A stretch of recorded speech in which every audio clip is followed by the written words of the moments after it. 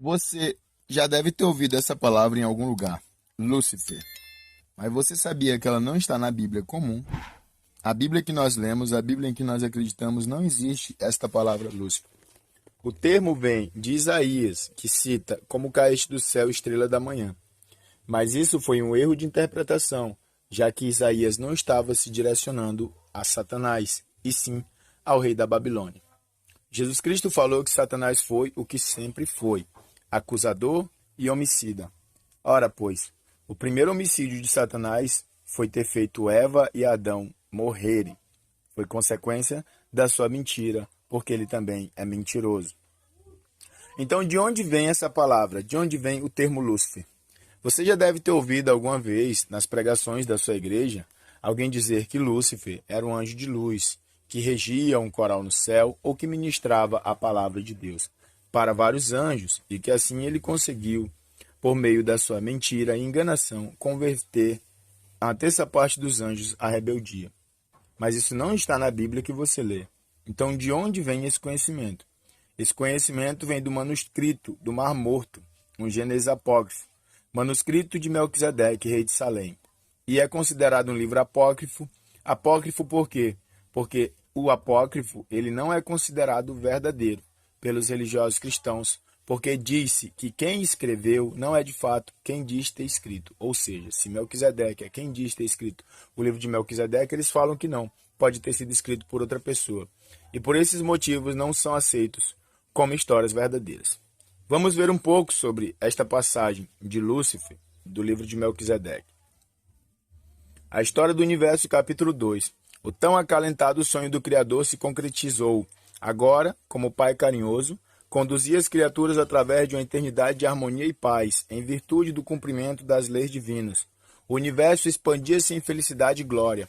Havia um forte elo de amor que a todos unia fortemente. Os seres racionais, dotados da capacidade de um desenvolvimento infinito, encontravam indizível prazer em aprender os inesgotáveis tesouros da sabedoria divina. Transmitindo-os ao semelhante, eram como canais por meio dos quais a fonte da eterna vida nutria a todos de amor e luz. Em Jerusalém, os ministros do reino reuniam-se ante o soberano rei, sempre prontos a cumprir seus propósitos. Era através de Lúcifer que o Eterno tornava manifesto os seus desígnios. Depois de receber uma nova revelação, ele prontamente a transmitia às hostes angelicais. Estas, por sua vez, a compartilhavam com a criação.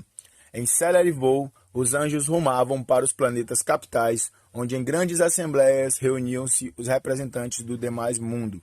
Em muitas dessas assembleias, Lúcifer fazia-se presente, enchendo os participantes de alegria e admiração. Perfeito em todas as virtudes, ele os cativava com a sua simpatia. Nenhum outro anjo conseguia revelar como ele os mistérios do amor do Eterno. O universo, alimentando-se da fonte da vida, expandia-se na eternidade de perfeita paz. A obediência às leis divinas era o fundamento de todo o progresso e felicidade. Ainda que conscientes do livre-arbítrio, jamais subiu ao coração de qualquer criatura o desejo de se afastar do Criador. Assim foi por muito tempo, até que tal problema irrompeu na vida daquele que era o mais íntimo do Eterno, Lúcifer, que dedicou sua vida ao conhecimento dos mistérios da luz. Sentiu-se aos poucos atraído pelas trevas. O rei do universo, aos olhos de quem nada pode ser encoberto, acompanhou com tristeza os seus passos no caminho descendente, o que leva à morte, do caminho para a destruição. A princípio, uma pequena curiosidade levou Lúcifer a se aproximar daquele abismo profundo. Contemplando-o, ele começou a indagar o porquê de não poder compreender o seu enigma. Retornando a seu lugar de honra, junto ao trono, prostrou-se ante o divino rei, suplicando-lhe: Pai, dá-me a conhecer os segredos das trevas, assim como me revelou a luz. Ante o pedido do formoso anjo, o Eterno, com voz expressiva de tristeza, disse-lhe: Meu filho, você foi criado para a luz, que é vida.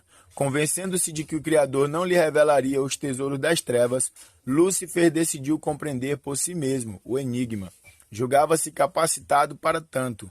Com esta triste decisão, o príncipe dos anjos permitiu que surgisse em seu coração a mancha de pecado que poderia trazer uma catástrofe para o universo.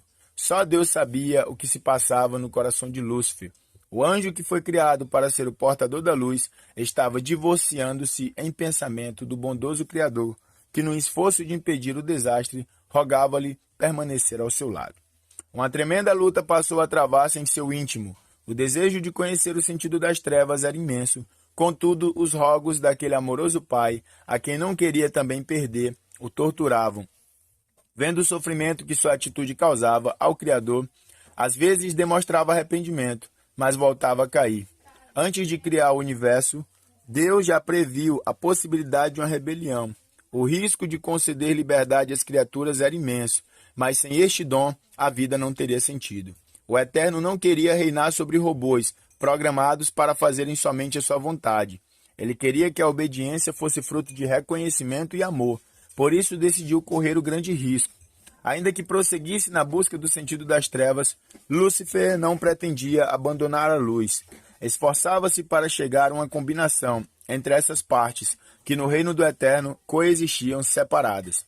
Finalmente, com um sentimento de exaltação, concebeu uma teoria enganosa que pretendia apresentar ao universo como um novo sistema de governo, superior ao governo do Eterno.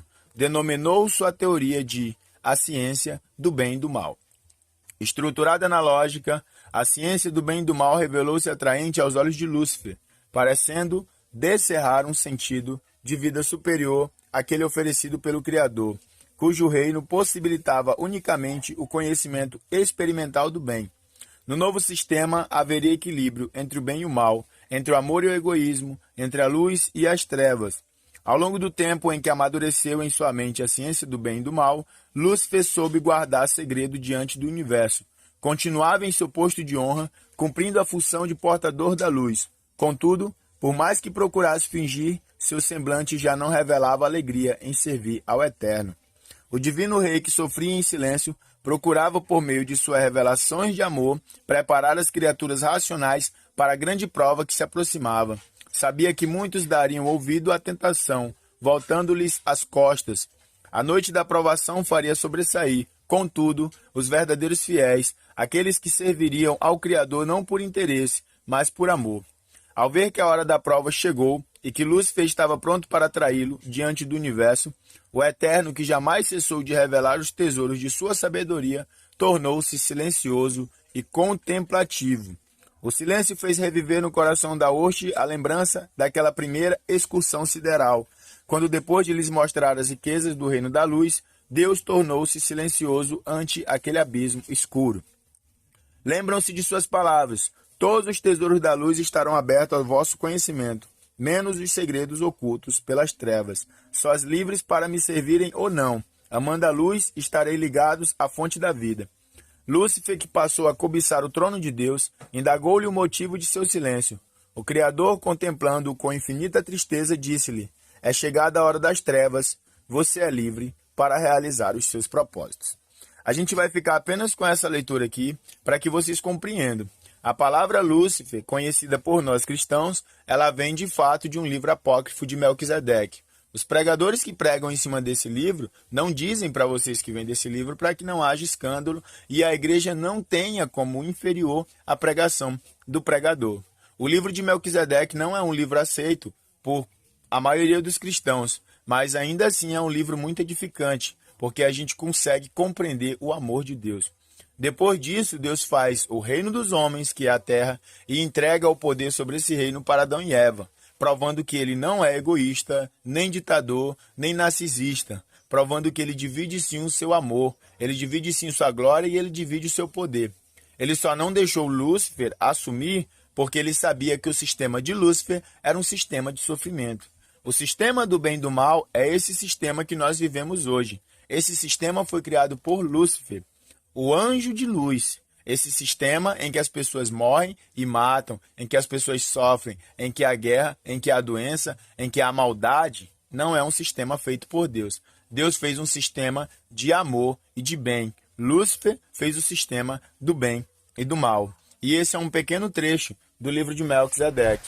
Se vocês tiverem mais intenção em aprender mais sobre este livro, eu poderei trazer nos próximos vídeos, né? Apenas comentem aí se gostaram. Lembrando que isso não é um conhecimento para levar para a vida de vocês, mas é um conhecimento para vocês terem, para que vocês saibam e para quando as pessoas perguntar para você de onde vem a palavra, você saiba dizer de onde vem. A Bíblia cristã não tem a palavra Lúcifer. Tem estrela da manhã que cai do céu. Mas essa passagem de Isaías de estrela da manhã não é para Satanás. Jesus Cristo deixa bem claro na nossa Bíblia, na Bíblia cristã. Satanás é o que sempre foi, homicida, mentiroso e enganador. Ele não se firmou na verdade e ele, na verdade, não se manteve. E esse é o vídeo, pessoal. Se inscreva se tiverem gostado e breve traremos mais.